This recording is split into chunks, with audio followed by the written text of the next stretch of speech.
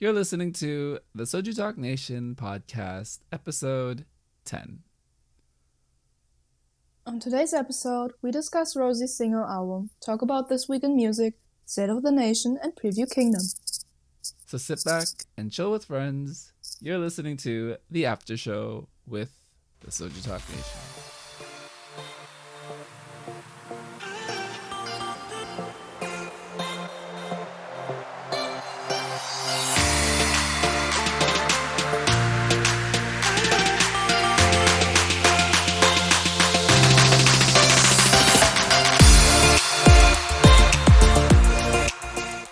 Welcome to the SojuTalk Nation Podcast, a chill discussion on this week in the SojuTalk Nation. We're recording on Wednesday, March 17th, 2021. I'm your host, Crispy, and joining me as always is Koala. Hello.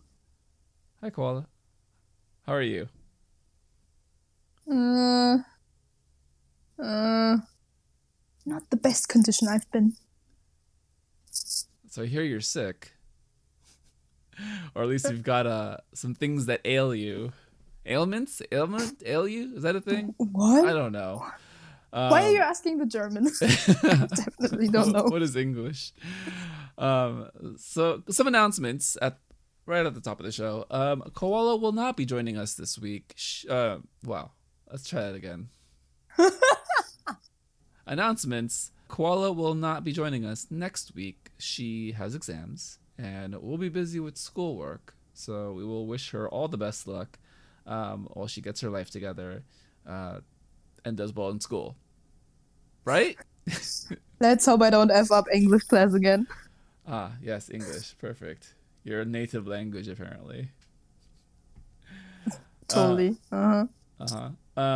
Celebrating the nation this week, March 17th, we have MC. So to the day that we are recording, once the show airs, go ahead and give her a belated birthday greeting. I don't think she has it set up where she's getting a notification, we're being announced that her birthday is happening. But yeah, go over to Discord and wish her a happy birthday.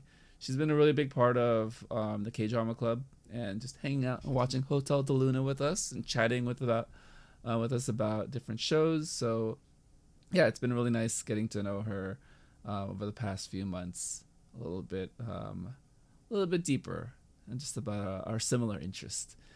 And then on March 23rd, we have Kevinus. So wish Kevinus a happy birthday on March 23rd. That is next Tuesday. Any other announcements? Any other things you want to talk about before we get started, Koala? Nope. All right, so going right into this week in SojuTalk music, we have 4 songs this week. We'll be covering things a little bit differently, but let's go over the 4 songs that they reviewed on the show. The first one was ROSÉ with her solo debut with On the Ground. And then Purple Kiss with their rookie debut with Ponzano. And then Pentagon, Do or Not, and Woods with Feel Like.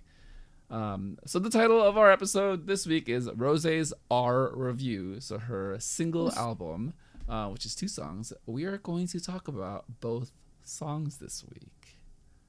All right. So just at the top of our little review discussion, we're going to talk about the crew and what they thought and their takes on the song, and then we'll go into a little bit more detail on the song itself, the credits, and then how we interpreted and felt about the music itself. So, Koala, let me ask you, what did you think about how the crew compared the song to other modern pop songs that have existed in the genre?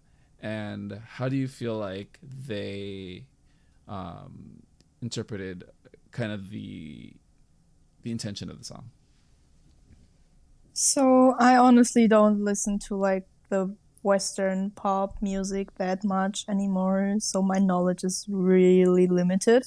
But I looked at the credits like most of the times I do, and it's very visible that they hired like more, not in-house producers, but more people from like, I don't know, from what is their American label that's Interscope. representing them? Yes, Interscope. Maybe some context from there and getting to talk with all these producers. And it makes sense. And I think it's also the intention that the crew talked about, because if you think about it, it was released on a Friday. And that's, I think, when the new like cycle for the Billboard scoring starts. Yes, I think it's Fridays. So it makes sense for her to not like drop the song like they usually do on Monday to perform good in Korea, but to perform well like in the western part of the world. Yeah, it's definitely targeting at least a more global market with the release schedule, and then especially because both songs are in English. They did mention on the show that the song being in English lowers the entry of barrier for a lot of people. One, because they already know Blackpink. Blackpink has kind of established themselves as the female representation of K-pop now globally.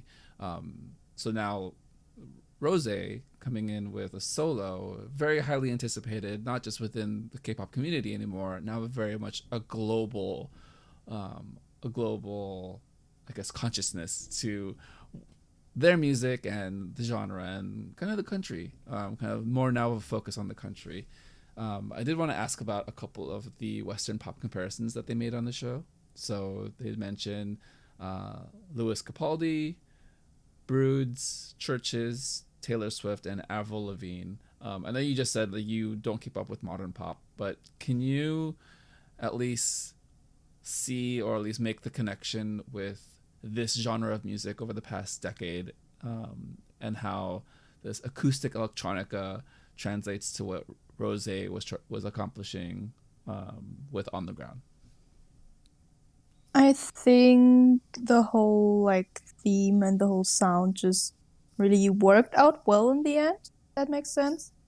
Because you can clearly like get that whole vibe throughout the two songs, even though they seem pretty different. Gone is like more of a slower song, but it still runs in that niche of more acoustic vibes. And I think it also makes sense for her as a persona if you get to know her a bit more and where she's from, what her preferences are, and what she's usually up to and what she listens to. This is very much a representation of her personality, I would say, and her personal taste as well.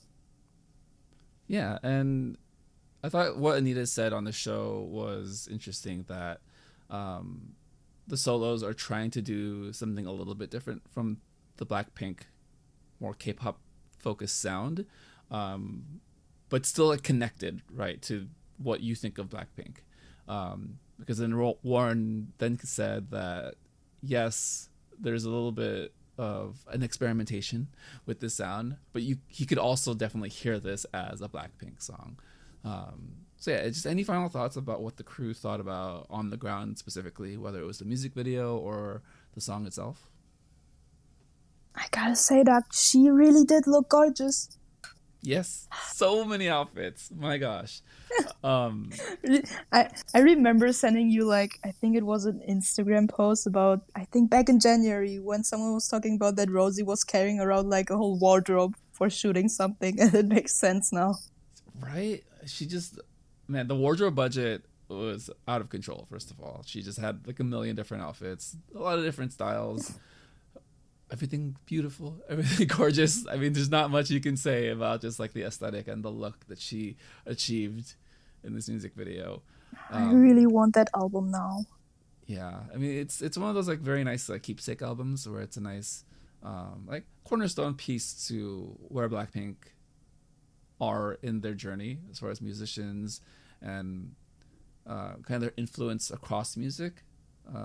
Because just like we've said in the past, like Blackpink, yes, they're established in Korea. Yes, they're initially a K-pop girl group, but how it's evolved and changed over time, and now a very clear direction of them going to a more globally accessible sound, globally accessible image. I feel like this kind of encapsulates that, right? Where, yes, like on the one hand, we can be critical about perhaps it not being executed a certain way, perhaps sounding a little too similar to a lot of modern pop music, but it's a big landmark as far as where K-pop has gotten to, as far as like now, okay, like the rest of the world sees it and the rest of the world can enjoy it similar to us. So now going into the album discussion a little bit more, ROSÉ has 2 songs on this album. So it's On the Ground and Gone. So let's talk about like the album as a whole, right? Between the 2 songs. For On the Ground, there are 6 writers and 5 producers. A lot of names you've kind of seen in the Western sphere of music and entertainment. And also Teddy is on there, but it's also interesting to note that ROSÉ is on is listed as a writer credit for On the Ground. And then we have Gone, which has 4 writers and 2 producers, and ROSÉ again is listed as a credit for a writer on it. So I think it goes a long way that she's getting the writer credit for both of these songs. I think it gives you a little bit more connection to what she was trying to convey as far as her message. And between the 2 songs, I wanted to ask you, Koala, do you feel like there is a theme and a story being told across the songs? I think there is. I don't remember what she explicitly like said in her V Live. I remember her talking about it, but I don't remember it. But as you can see and tell, ROSÉ participated in both of the lyrics of the songs. So I would say that she definitely partook in it and just like created her own little story for this whole album. She also directed the photo shoot for the physical one, I remember. And it's like there is a theme, and you can tell she put a lot of effort in it. And I think it's just really nice to see how the outcome ended up. How did the songs work together for you? I think they work pretty well together. I think you're the better one to talk about it because you've been looping those 2 for the whole time. But I think you can listen to that single album, as they call it, just because it's 2 songs. Apparently, it's an album now. You can listen to these songs on repeat. Yeah, just like we said earlier, On the Ground is a very contemporary pop sounding song. It's a very like easy listening, and it does evoke a lot of similarities to like a Taylor Swift 1989 or like an early days Avril Lavigne, but then like with kind of that funky like EDM sound, which is like very radio friendly, right? Gone, I also feel like is radio friendly, but has a lot of emotional resonance. Just the way that it's paced, like you can really sit with the lyrics and the word choices.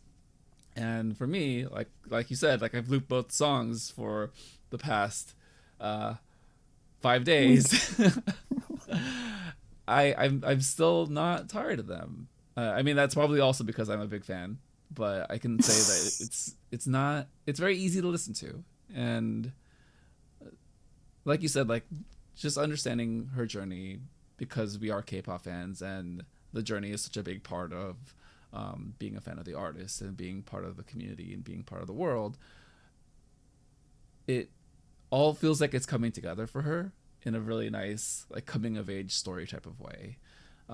So the way I equate like this release and this album is kind of like those coming of age movies in the past like 10-15 years, where it's like you have like the indie girl in high school trying to learn about life, love, and herself, and then kind of going off into like college, and then going off into the real world, and still that age of discovery and learning about yourself and learning about how the world operates around you, but then how to figure out how to uniquely shine on your own as a person, as an individual. She has a stage for this song. She debuted it at Inkigayo this week. She did both songs, actually.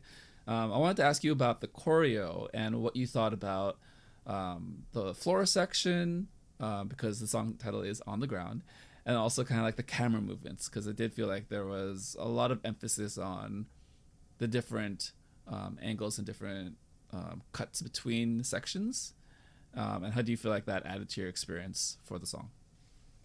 I think it was definitely important for the camera to be like directed in a specific way because background can be kind of awkward if it's just like a static camera and it's just filming the stage, not from the above, just filming her feet moving. That's kind of awkward, but I guess it makes sense to emphasize like on the topic on the ground, as the title says, because right now we're in a pandemic anyway, and there won't be like an audience, so to speak. And even later on for concerts, I believe they don't really like try to do the choreo for concerts for most of the times, but they are just running around and are having fun with the fans. So I think this choreo is very well thought. And for Gone, it makes sense for that more emotional kind of a song to not have any kind of choreo in specific. What did you think about the installation for Gone? It was this geometric shape that she was kind of sitting in the middle of. It was very pretty, very beautiful. It almost felt like a Coachella installment. But do you feel like there was any symbolism to her being at the center of it, and then her like very angelically just singing Gone, almost as if like it was a song to herself? Oh, I'm not that smart, Crispy. The only thought I had that I also shared with you is that it looks like that one Good Boy performance in like 2014 of Taeyang and GD. Mama. Well, it makes sense. Yeah. Because they also had some weird geometric thing on the stage that was giant. Yeah. I do think that they did a nice job incorporating Gone into this promotion because the song is longer, but the performance is shorter. But I also feel like it's fitting because the song itself is very impactful in the section that they chose to perform on stage. And I feel like it still gets across the message of her moving on in life and kind of her aches and pains of like love and romance. So I don't know. To me, it feels like they did a nice job telling a complete narrative between the two songs. Yes, granted, I imagine the fan base wanted more, or at least more music, or perhaps even a different sound. But I think the two songs in concert work really well together, especially if you consider how they would interact on a stage performance, on a live show, hopefully one day at a concert. So I'm very excited for everything that they achieved and how it's all playing out very, I don't know, very, very much a celebration of Rosé, right? Another thing I wanted to add Go for it, yeah. Was just in general, I think out of the two songs, Gone is the older one with 2 years, and I think On the Ground should be pretty recent. It's also interesting how like the amount of writers and producers is significantly different if you look at them, and it may also show just like the change of direction they've been through in the past years and their connections that's been growing thanks to their successful career. Yeah, it is a nice reflection of. I mean, I feel like there is a subplot, right, between just the two songs and the credits, like you said, kind of a progression in their careers, but also a progression in their influence and who they're working with now. I do, again, not to say that one song is better than the other, or the credits are a reflection of just like what they had versus what they have now. But I do feel like there is a very intentional, purposeful message that Gone has with the intimacy of like the creative team versus On the Ground. You understand the direction of capturing the contemporary pop sound, and the writers and producers that they brought on there have all worked on songs of that caliber with Western artists who are successful. So it's a nice dichotomy, right? A nice like comparison between the two. Was there anything else you wanted to say about Rosé in general? Just perhaps her wardrobe choices or styling. And Just again, I want that album because Hank is also in that album. I thought She had shoots with Hank Crispy with yeah, Hank. it's so yeah. So that's another like really cool thing, right? So they released a few behind the scenes videos over the weekend, and Hank is very present in a lot of them.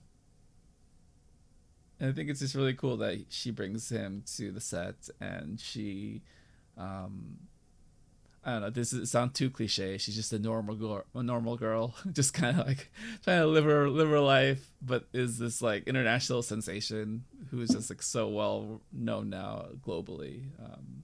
Yeah, I think they made this pun on the show. The song is very grounded. Oh my god. I wish there was a better way to put that, but I do get what they Oh no. mean, Oh. and in a way, like yes, like you do feel like there's a sense of going back to your roots as a person, not necessarily like roots is this thing that's like the origin story of someone, but kind of like who someone is on the inside, as opposed to the influences and things that they have that they choose to show everyone, right? Because you know, like there's the side of you that you let the public see, especially if you're someone who is in the public eye, right? But to me, I feel like these two songs are kind of a reflection of what she wants to be as a person and everything that she's done up until this point in her life.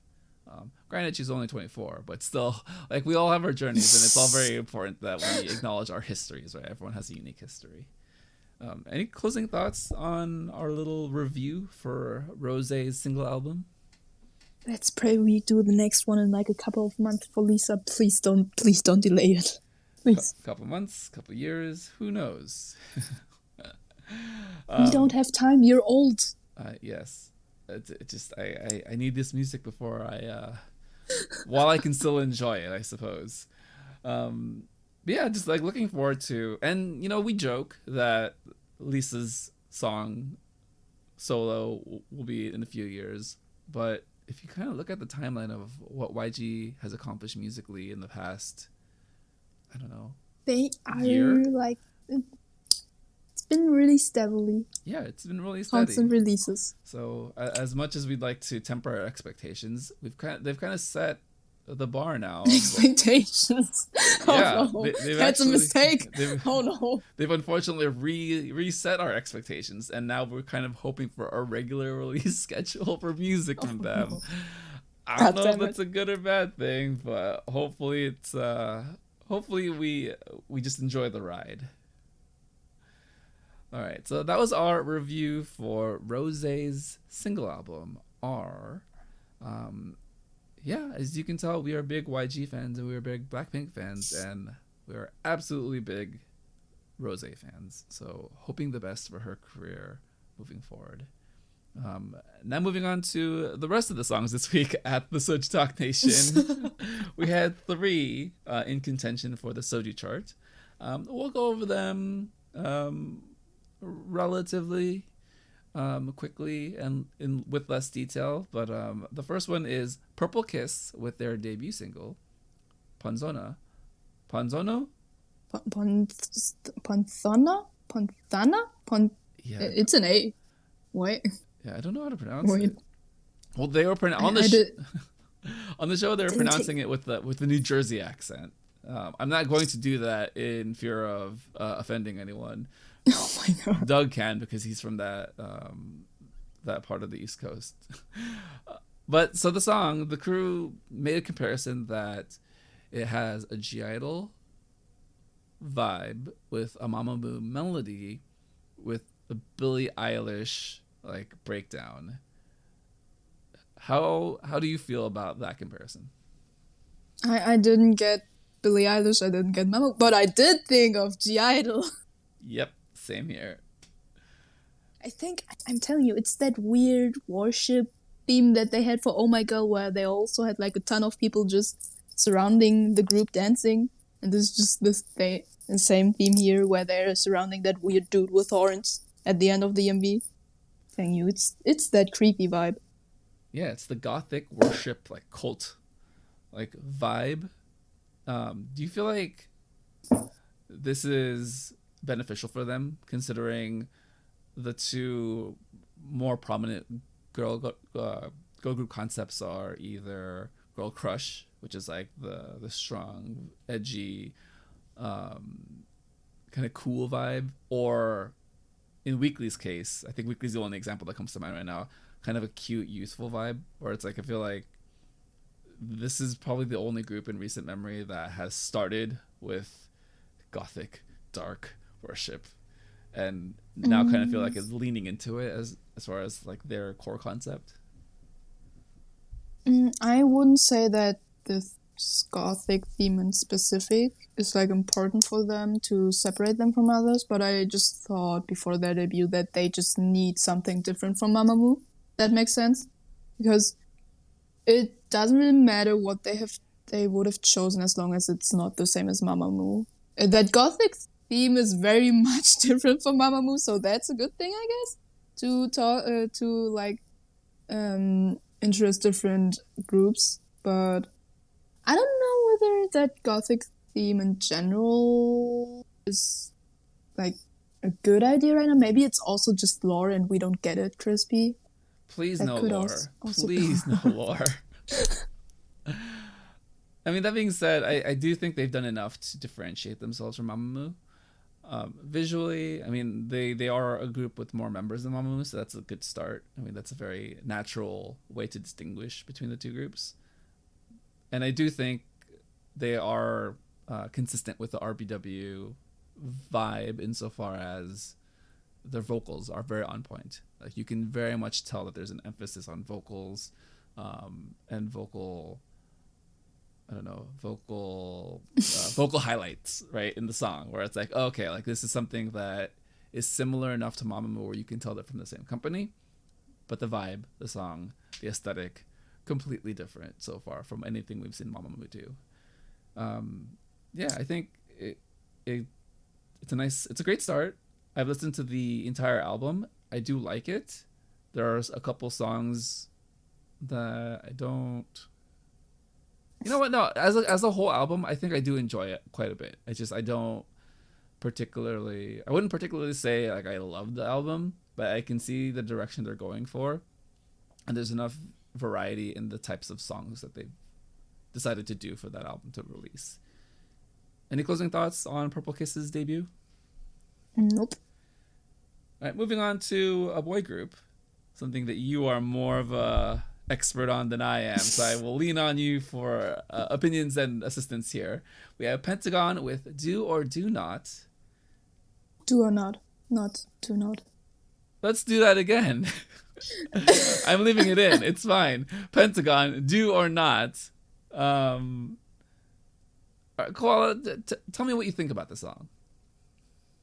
I think it's very, very cute and nice, because they changed it up from like the past song, which was the last song was Daisy, right? I think it's Daisy, with adding that rock sound in the chorus, which I didn't really remember any recent Pentagon track to have this rock sound, but maybe I'm also just very bad at memorizing their songs, because for Pentagon, I usually also associate them more for their B-sides, which are most of the times on the slower side. If you look at particular ones, oh my god, English is so hard right now. All in all, I think it's nice to see that they're doing the cute vibe again that they did 3 years, around that time. It's nice to see that they just still switch up everything and not like settle on one theme, even though it might be popular, but still try out a different direction. So I don't know Pentagon's music at all. I honestly listen to the songs weekly only because of the show. I know Daisy by title only. I can't remember the melody. I can't remember the music video. I know that they talked about it.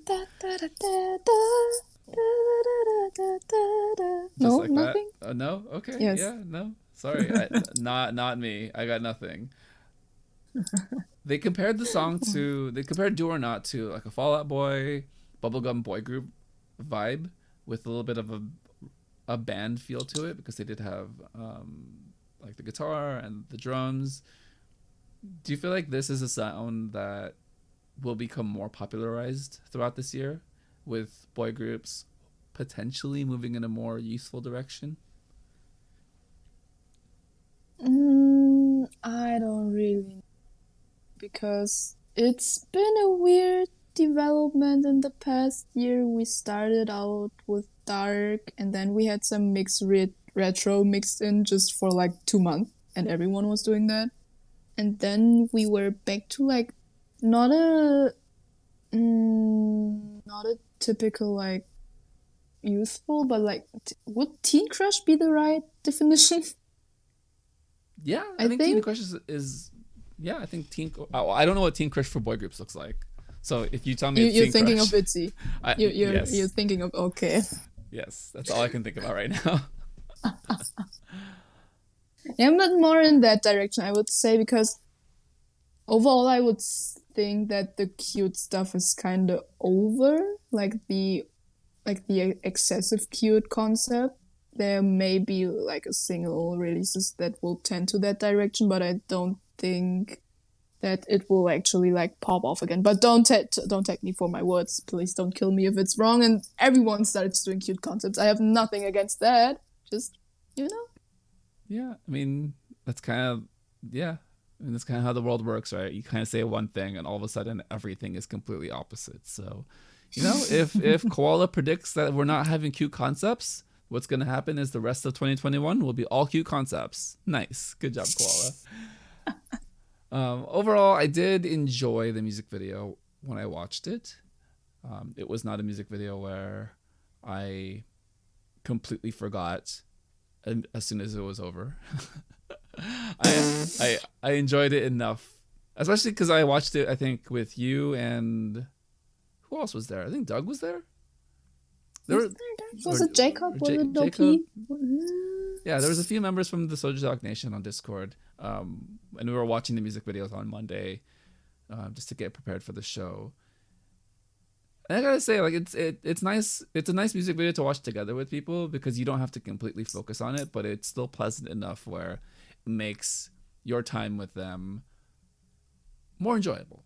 So I will say on that sense, it's a nice song because it's a song that you can listen to hanging out with friends, and it makes things better. So well done, Pentagon.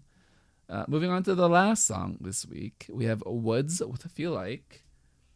Doug compared the song with Boa's Better, and when I listened to the two instrumentals kind of back to back, it does, there are similarities, but I do also feel like this is more prototypical of the groove R&B genre vibe, where it's that bass line, it's that very like trendy, cool, almost like nightclub chic like sound that I think is very similar to like a lot of songs in that genre. But for you, Koala, do you feel like their Woods captures this genre very well as far as like the cool chic aesthetic? Oh hell yeah! Have you looked at him in the MV? Tell me He more. fit that shit perfectly well. Tell me more. What was it about his vibe and his look that you feel like is capturing all the, as Warren put it, the male sexy soloist of the current era? I don't think there's like a specific thing, but just his presence and his aura and how he just executes certain moves and certain vibes just really fit well with this concept. There are songs in the past few months that are doing this vibe, right? This very like groove R&B, kind of mysterious, like chic, like concept. But for some reason, this Wood song stands out to me more because it's, I don't know, it just feels like there's, I don't know how else to put it, but there's something more alluring to this song than any of the other songs we have in the past. Like, I don't want to name other songs, but for me, when I've heard other songs in this genre in the past 2 or 3 months, they've been I don't want to be too mean, but they've been not as exciting. Does that make sense? Shading. Right? The shade. Like they're just not as exciting. Where it's like this Woods song. I heard that I was like, oh, this is a jam. Yeah, like I feel this. What do you think about his choreo and the way he danced? Because to me, like I didn't know anything about Woods. I've never watched anything with Woods in it. I know X1 by name. I've probably seen a couple X1 stages, but to me, like I only know Woods' name. I've never seen him perform. To me, he seems like an amazing performer and dancer. Maybe like that's not his main focus, but it all as a whole complete package, it worked out really well together. Can you tell me more about Woods as far as a dancer and a singer? Dude, you're expecting that I know every boy group and every male artist. Yes. I literally only know him from his vibey stuff back, when was Different released. It was pre X1 and post Awkward Unique hiatus. I know him from that phase, and I don't really associate him with dancing in specific. It's really just his music for me. But I guess you can do that because after all, he is a good performer.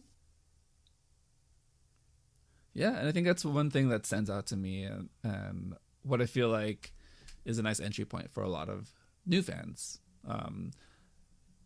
is the entire visual package. Because there are some male idols who, again, not to name any names, are either like all visual, all dance performance, and there's something missing in one of the other elements, whether it be dance, whether it be sounding, whether it be stage presence. I feel like Woods, it's not that Woods is like this overwhelming like soloist who's gonna like take over the genre and take over like the male soloist like top rankings, but there's just something about like the full package of this song and this music video where it's like, yeah, he has my attention. So yeah, like very cool song, a song I will probably actually listen to. And music video, yay! I will Time to party. Yeah, right.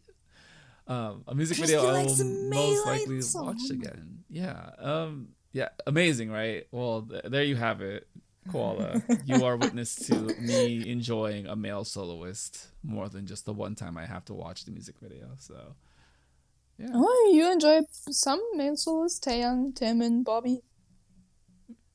Yes, admittedly, I do like male soloist here and there, but yeah, let's talk about that when we get the chance to in the future. Okay, so moving on to the Soju chart for this week, we've had some exciting events. So, Brave Girls Rollin' has captured the nation of Korea, and the nation of SojuTalk. And they have made an amendment that if there is a song that has been of cultural significance within K-pop, even if it's an older song, and it goes viral, that they will cover it and that they will consider it for the Soju chart. And guess what, everyone? Brave Girls is that consideration. So we have Brave Girls at number 1 with Rollin'. We have ROSÉ at number 2 with On the Ground, and Pentagon at number 3 with Do or Not. Koala, what did you think about how they arrived at this chart? Made sense because it makes sense to include it. I'm not listening to it, so it won't be on my chart. And they kind of screwed over Rosie because if it wouldn't be like Rollin', if Rollin' would have been considered like 2 weeks earlier when it already started to pop off, Rosie would have gotten the crown this week. Sad. But I mean, I'm fine with it. It makes sense to put it at first if you consider how popular it is. I was actually surprised with how much the crew like On the Ground, because they did talk about it in depth. Right, they talked about what they loved about it, and they talked about what were some criticisms. Right, not necessarily that they hated the song or that they hated these parts of the song, but things that they were critical about. And typically, when you have like such a strong dichotomy of things to say, it's uncertain which direction a collective of people will agree or disagree about a song.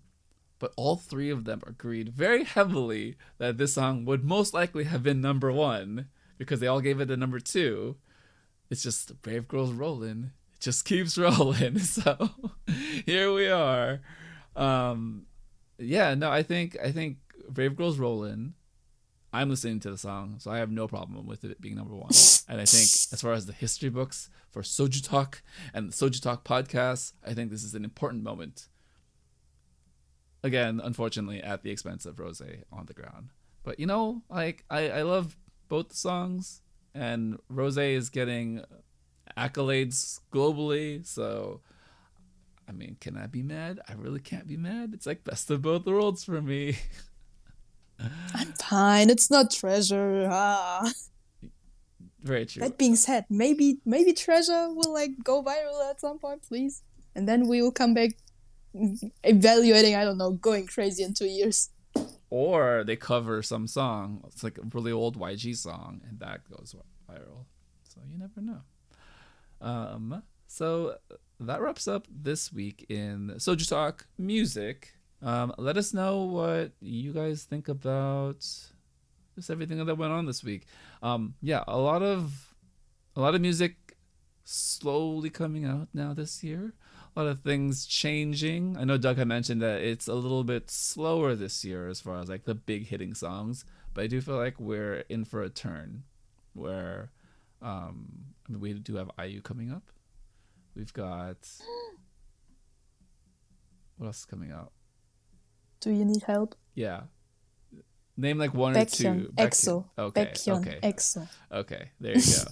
All right. See, Koala's got it. What would I do without Koala as my co-host? She's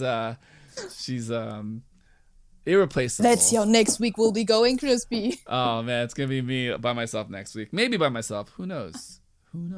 Maybe I'll get a special guest. I don't know. We'll see. But yes, thank you for joining us for the music section of this week on the SojuTalk Nation. Moving on to State of the Nation. So, Doug, I took a pause there because I don't know how else to phrase this. Is very immersed in anime. Go listen to the main show for more discussion on sake and anime. Let's just put it that way. He's currently watching Sword Art Online. I have slowed down in my anime watching, so I watch maybe like one episode of a show every day, every 2 days or so. Finished it, by the way. Sword Art Online? Yes, today. Oh, Doug finished it. That's right. That's wild. Like he's finished so many series in a matter of weeks. But Doug, to you, perhaps this will lead to a sake talk show. You never know. This week in the World Cup, Warren put together a best weapon for the zombie apocalypse World Cup. So he matched up several items, objects, things that would be best used for a zombie apocalypse. Just off the top, Koala, when you think of the zombie apocalypse, the end of the world because of zombies, what comes to mind? I would die because in every freaking movie you would need to be freaking athletic or very smart or just very lucky, and I'm none of these. It's funny, like when like zombie popularity happened in the 2010s, right?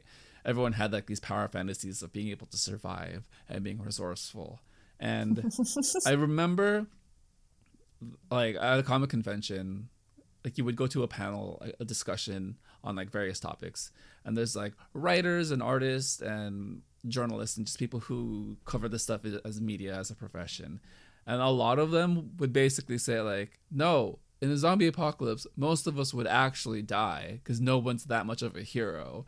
And I thought about it, I was like, yeah, that's probably true. I'm probably not as exciting as the people in movies and TV. So and my knowledge of like survival, basic survival, isn't probably that great. So it's really just a matter of how well you can keep yourself together before you have a psychotic breakdown with all the murder and death and disease around you. So yeah, just wanted to put that out there as a positive way to start this conversation. Yay! But yeah, with zombies, I've been a big fan for a very long time. Not to sound like a hipster or anything, but I read The Walking Dead back when it was like issue 70.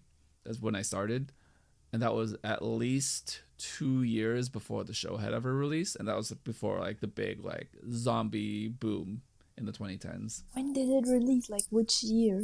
I think The Walking Dead happened like 2011. So 2009. Or maybe I was 5 when you read the comics. let's move on. Time is a construct. Time is a construct. And Doug mentioned the Zombie Survival Guide book. So I had read that also. I had read that actually before 2010. So good. Oh my god. Good gracious.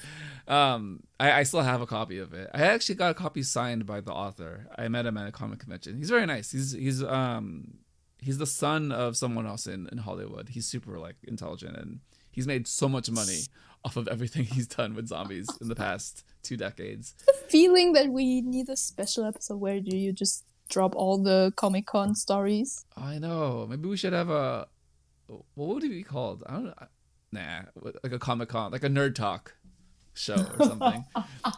But yeah, so then also he wrote World War Z, the original novel, which is a collection of interviews set in a world of zombies. So imagine like a post World War II story, but instead of the people you're fighting to be like Nazis, it's zombies.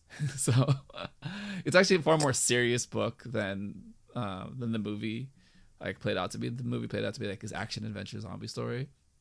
The book is a lot more like deep, introspective, like post-traumatic, like war-torn story. So yeah, just a couple nuggets of information there with zombies and my experience. Qual, have you ever seen The Walking Dead or World War Z? I've started The Walking Dead. I've never finished it. I think I don't know what. I think I have watched World War Z. I'm not sure. Okay. Yeah. But you have seen other zombie movies. I know you've seen Train to Busan, and I know and we've watched #Alive. Or as we Germans would say, Am Leben, which sounds terrible. What do you mean? That sounds excellent. I totally know what that is. And I think I have played a bit of The Last of Us, which is like a bit of zombies. Oh yes. Oh, The Last of Us is excellent. I love that game. Yeah, but so you're very experienced, at least as far as the story and what a world of zombies would entail. How do you feel like the selections for weapons compares to the ability to survive that kind of world? Warren was trolling hard with some of these again. Tickle me, Elmo, for real. I mean, I thought okay. So before they even went to the first matchup, I thought it was gonna be, pretty like power fantasy heavy, or it's like machetes, katanas. You really thought that? And like rocket launchers, like, oh sick, let's go. Like some I was really ready weird... for like something like tomatoes or something like that because it's Warren. You were not far off from your expectation. It starts off like the first one, 1,000-piece Lego set or a soup ladle. What? You do remember the dark hairstyle episode? Do you remember what Warren chose for that? I do, but that's hairstyles. Like you know that they're gonna be weird, but this is like, huh? Like how do you come up with any of these? I don't know. Like Hansel and Gretel with the Lego pieces just everywhere. I thought kimchi with infinite ammo is pretty on point, on brand. I'm surprised it didn't win. And let's just not repeat what they said, but the mallet, the food mallet, made it very far. the hammer that you use in a kitchen for certain food products. Let's just say it that I don't way. know what you mean. I'm beating up zombies. 10 out of 10. Well, I mean, zombies have meat in their brains, heads. Yeah, something like that. Continue. So overall, like, what did you think about the discussion, and how about this? How would you rate the survivability of a lot of these items as far as your survivability in a zombie apocalypse? I don't think I would survive with any of these. Because for the gun is good if you know how to handle a gun and if you're athletic enough to also run away if there's a lot of zombies coming. And like everything else is basically made for a short distance fight. And I'm not good at that. I would panic. I would probably hit myself. Come on, No, I actually can't defend you. I don't know how coordinated you are in real life, so... You see? You know, the thing that they teach you in the zombie survival guide, you never fight zombies because they're slow. Or at least you hope that they're slow in the zombie apocalypse.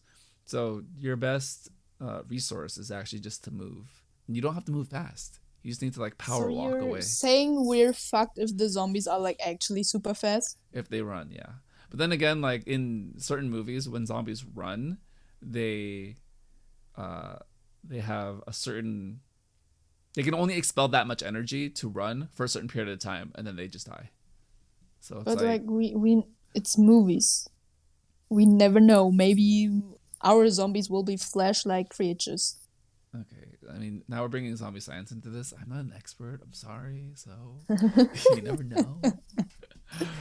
But yeah, I'm surprised that none of these items, aside from the scooter, were about like mobility and moving and like getting the fuck out of there, because I feel like that's the best way to survive a zombie apocalypse. Is just to keep moving. Just move. Imagine. Just go. Like it's a zombie apocalypse and you're just riding your bike very happily on the street. As long as the zombies aren't running, you're actually fine. Like that typical anime moment when you're on a big bridge with your bike and just crossing it.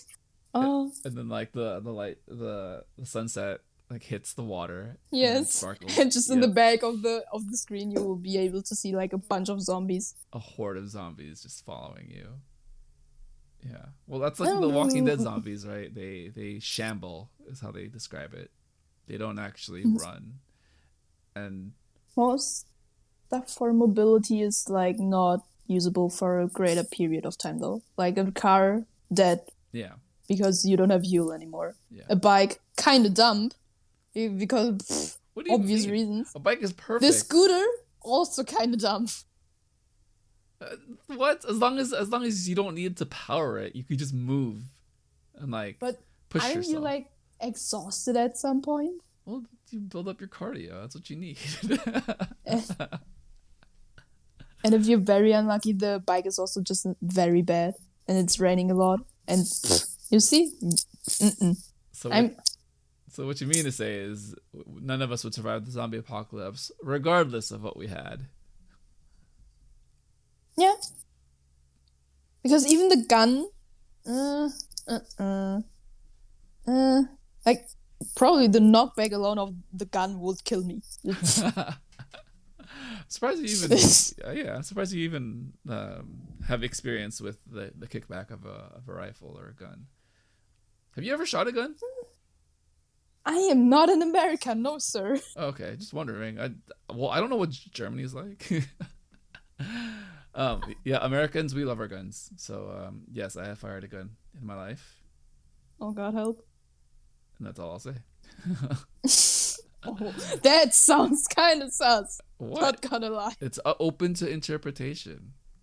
Okay. You can interpret it however you like. Granted, I also live in California, and California is also a liberal state, so God damn it. just to throw some more confusion into what perhaps I mean by any of this. Everything is unclear, and now we're getting off topic. Anyways, closing thoughts on the World Cup for the zombie apocalypse weapons. It was weird. It was weird, but it was fun. I mean, I appreciate this type of funny, conversation. Though. Yeah. Again, like it's type of discussions like this where I can just like have it on during a walk and I don't have to think super hard about what they're talking about. So I love it. Keep it up, crew. Keep it up, Warren, with more weird things to compare and contrast. All right, so moving on to, well, almost to the end of the show this week.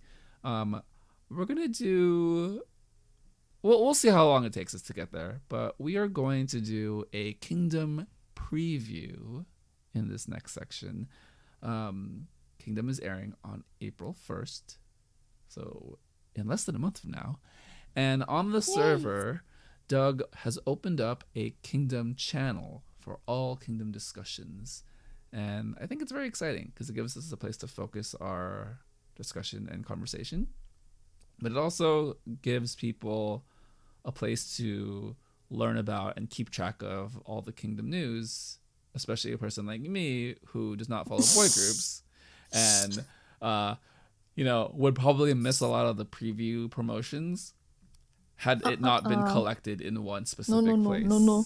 So, you have me. There is Icon. I will simp. Yeah, you're such a simp. It would only be Icon. Like I would not get any news about BTOB or AATs. Oh my god.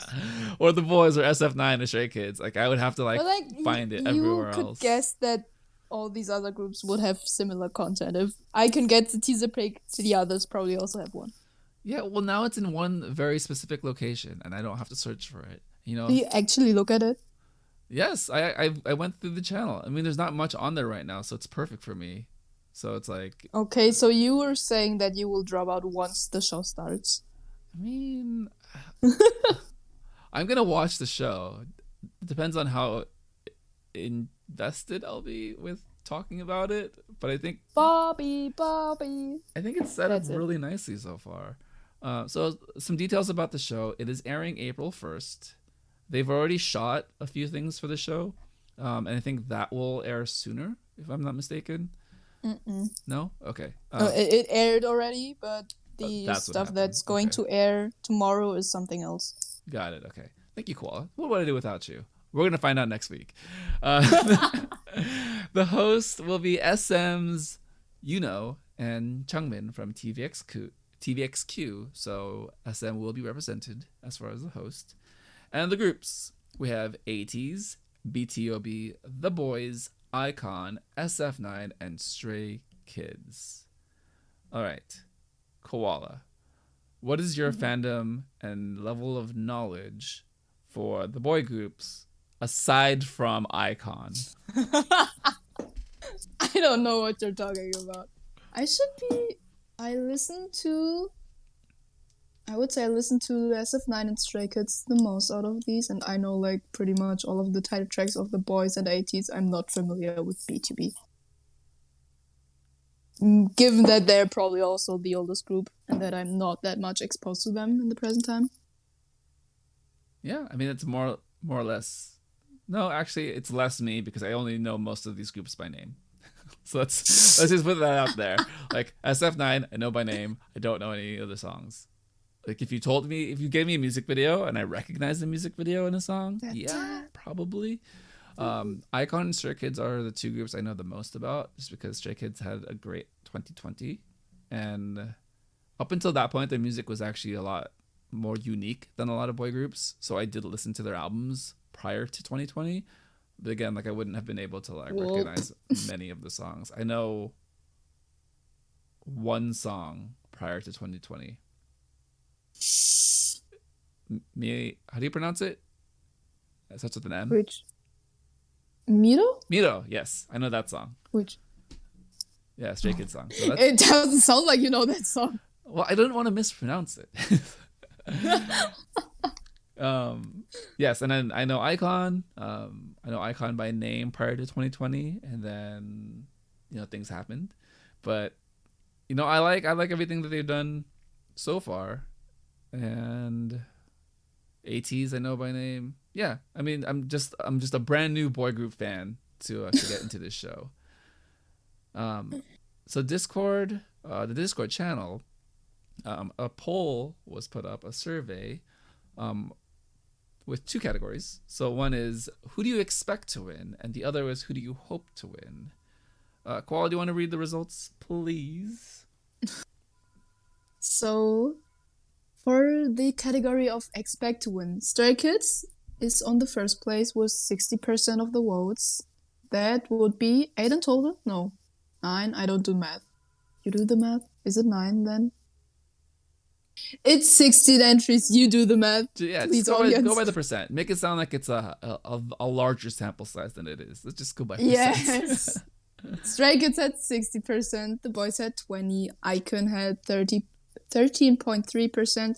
ATs had 6.7%, and both B2B and SF9 had no votes. And for the category of hope to win, Stray Kids also leaded this category with 53.3%. Icon was in second with 20%. ATs had 13.3%, and B2B also had 13.3%. Thank you, Koala. I feel like these votes are very representative of fandom, right? As far as like global fandom and accessibility. Because for me, like Stray Kids, I know about them because they have a very like edgy Western friendly sound. They're from JYP, so they have the natural exposure crossover from GOT7 and Twice, especially Twice, and also like to a degree considered in the same era as ITZY. So just on the server in general, I feel like that is the demographic that Stray Kids captures. The boys had a lot of popularity from Road to Kingdom, and I feel like people got to see exactly what they can bring to the table. So that brought a lot of new fans, I would say, to the boys. And Icon, definitely by name, and definitely, I like to think that we had a lot to do with the people influencing people. That was hard to say. English is hard. Yeah, it's very hard. But I'd like to think we had a lot of influence on people's opinion as far as them being aware of Icon and what they can do. And then surprisingly, ATs is low on both sides of this this poll. What did you think of the overall results, and how is this a reflection of the sentiment around these groups, whether that's the global perception, and how do you think that aligns with what the Korean perception will be?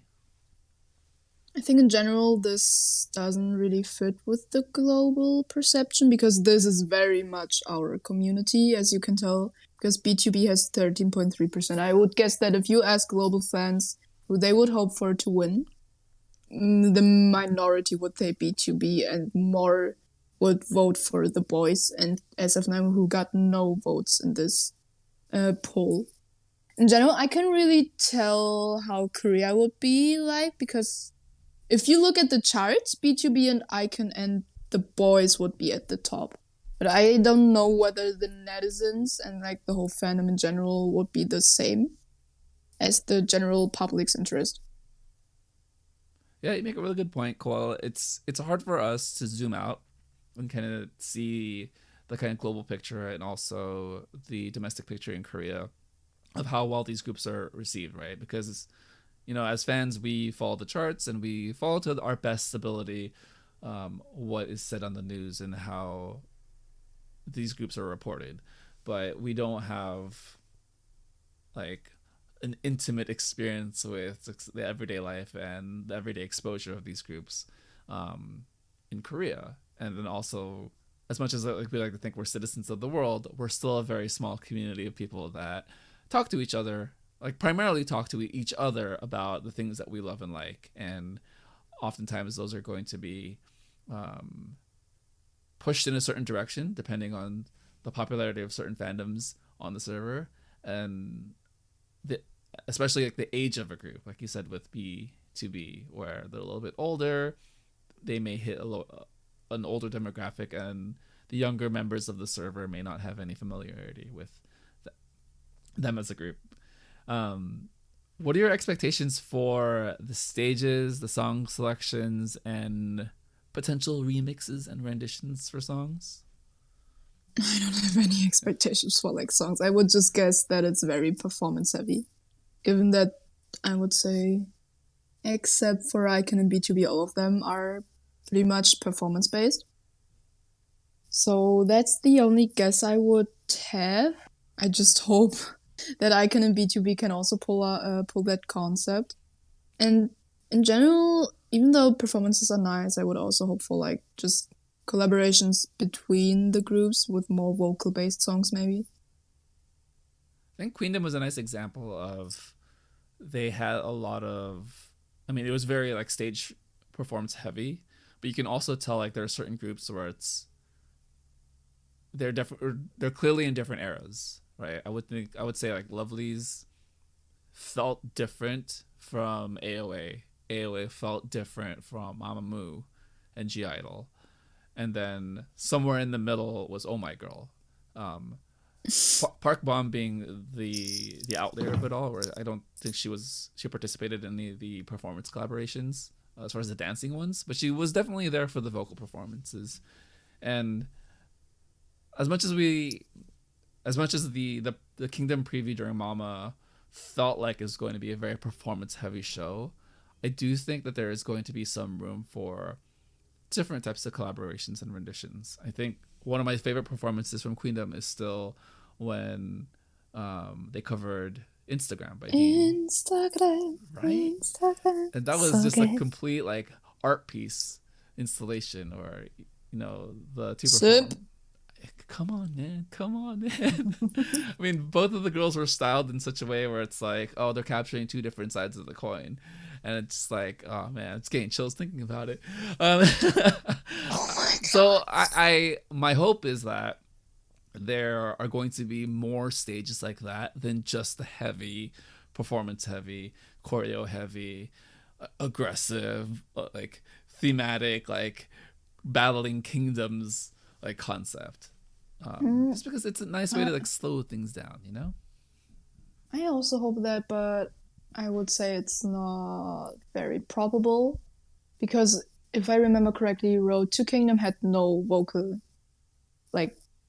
focused stage at all. If I'm not wrong, all of them had a very heavy performance aspect, and boy groups in general are just very present for their performances, in my opinion, like more than girl groups. Because I think more people talk about like that amazing, dance of the boys on Road to Kingdom final performance, instead of talking about who's good at dancing for girl groups. You help. Yua during Yua during Kingdom when she did Michael Jackson. Queendom. Queendom, sorry. I just got super excited. I couldn't think. It was Yua. So I still think it would be very performance heavy. But they have B2B though. Maybe they gotta find some kind of midway. The sad thing is just that around all of these participating idols, there seems to be like some kind of scandal or missing member. It's kind of sad. Like 80s is missing one because of health issues, I think. Stray Kids is missing one because of the scandals. And the other groups lost a member in the last year and a half. So it's kind of mad. And even the hosts, like, I don't know which guy from TVXQ is in the scandal right now because of COVID. It's guideline. Is it I don't remember. I think it is I think it just happened this past week. You see, so it's kind of, because they already said that they will try to edit out Hyunjin from Stray Kids. How do you edit out the host? With all the complications of this situation, I don't know how they're gonna get around it, because So do you remember in Good Girls with like that rap competition show with AB6. yeah. So they literally blurred him out and they edited around him. I don't think they're gonna do that for these groups. They can't because the host is really present on the Yeah, stage if he's they're announcing present. something. You can't just blur him out next to his co-member. Yeah. It's not possible. And also like with how elaborate these stages are expected to be, I don't think there's any way that they can like hide or edit around certain members who Oh, you can for Hyunjin because they've only filmed like the first episode or two. Okay. And the only thing where he would have to be present is like the meeting. Not even the meetings. You can choose different angles, camera angles. The only thing he would be present would be the stage. So you can definitely try to edit him out if you try hard enough. Yeah, well, that's something I totally forgot like going into the show until you said it right now, that a lot of the groups, even the hosts, are going through some stuff right now. So, I mean, that makes for a really interesting storyline, like behind the scenes thing to think about when you're watching the show. Yeah, so I mean, it doesn't dampen my expectation and hype for the show. I mean, I still think I'm super excited for everything. It's just, man, like you putting it that way, it's like, oh, every group's got something that they got to work through. The boys lost a member. Icon lost a member. Yeah. Pain. B2B lost a member not too long ago. God damn it. Man, it's gonna be interesting. Any final thoughts and things you're hoping for moving forward into the show?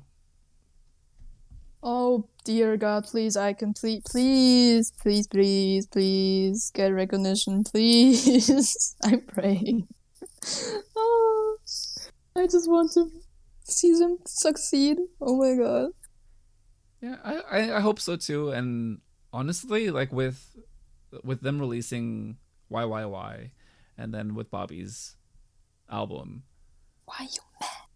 I think they're set up to at least get some of the recognition that like an Oh My Girl or like an AOA got near the end of their run before things happen. So it's really dependent on how this show is structured, how they weight like the whole criterias, and just looking back at Queendom and Road to Kingdom, you really can't tell. You don't know who will be like the dark horse.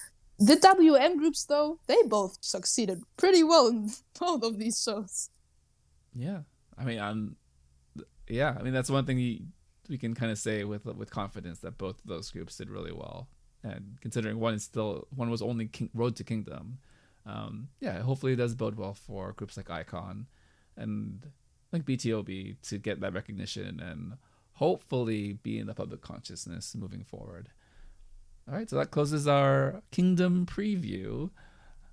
Closing thoughts for the week, just a weekly check-in. What are you looking forward to in K-pop community life next week, Koala? Han Bin. It's in 2 days. Oh my God. It's very exciting that he's coming back with music. He's very talented. I hope there's a collaboration with Lehigh. Lehigh. But we'll just have to wait and see. I mean, it's nice that we're getting so much music in different ways in the past couple of weeks. Like, it does feel like I'm far more engaged and active in the music scene as far as the artists that I know and follow already. So I'm pretty happy. I'm pretty excited. He's such an angel. Like, all the profit he will make will be donated to children in needs. You are a simp. I see. He's such an angel. And he's done that before. You are a simp. Okay. Anything else going on in life? So just to remind everyone, Koala will unfortunately not be present for next week's show. Very sad. You will survive it. I may have to do it alone. I may have to request You can invite your cats. Oh yeah, totally. Yeah, they talk, for right? ASMR segment. They talk with human. My cats are amazing. They wake me up at 6 a.m. every day for me to feed them. 6 a.m, like daylight saving? No, 6 a.m. anytime. So even with daylight savings, it's 6 in the morning, which means 5 in the morning for my brain and my body. So I'm doing great. I'm doing great. Yeah, I think that's like probably the only thing I have, like life looking forward to is just cats and trying to get outside. People are getting vaccinated now in California, so hopefully seeing people soon. What is a vaccine? Germany doesn't know. I'm so sorry. You're going back to school though. You're seeing people. Yay. Yay! Woo! I don't care. Life, who cares about that? Oh. Music though. Kang Seung-yoon. So many solos I'm anticipating. Someone help me. Oh yeah, so much music. I don't know how you're gonna have a chance to listen to any of that if you're studying for exams and being It's at a full physical album school. even. Seung-yoon is coming back with a full album. Like at least 8 tracks. Yeah, I don't Not know coming how back. you're He's gonna debuting. have any time for any of that. So I have. You don't remember? I need an hour on the bus so I can listen on the bus. That's right. Do you want to record from the bus? That's like 6 a.m. for me, so 9 p.m. for you. 10 p.m. Yeah, I can record. Totally at 10 p.m. doable. Yeah, totally. Yeah, we'll figure out a schedule. If you want to like hear noisy, really, really dumb and annoying German teenagers in the background, sure. Here's some aggressive German. Perfect. Exactly how I want to start my day. All right. Well, Koala, it's gonna be sad without you next week, but I'll survive. You will survive I'll it. figure out. I won't survive the exams, though. Yeah. I won't survive the exams. School will be a thing. You know what? If maybe we'll do like a bonus episode or something. Yeah, maybe we'll figure out. Check up. Well, maybe we'll figure out a way to get you on something next week. We'll get a recording. Just putting that out there. Yeah. Any final thoughts for audience. the week? I don't think. No, I don't think so. No. All right. Well, thank you for listening to the SojuTalk Nation Podcast, episode 10. Subscribe on YouTube, follow on Spotify or your preferred podcast platform, and continue the conversation on the SojuTalk Kpop Podcast Discord. This has been the SojuTalk Nation. For Koala, this is Crispy. Bye. Bye.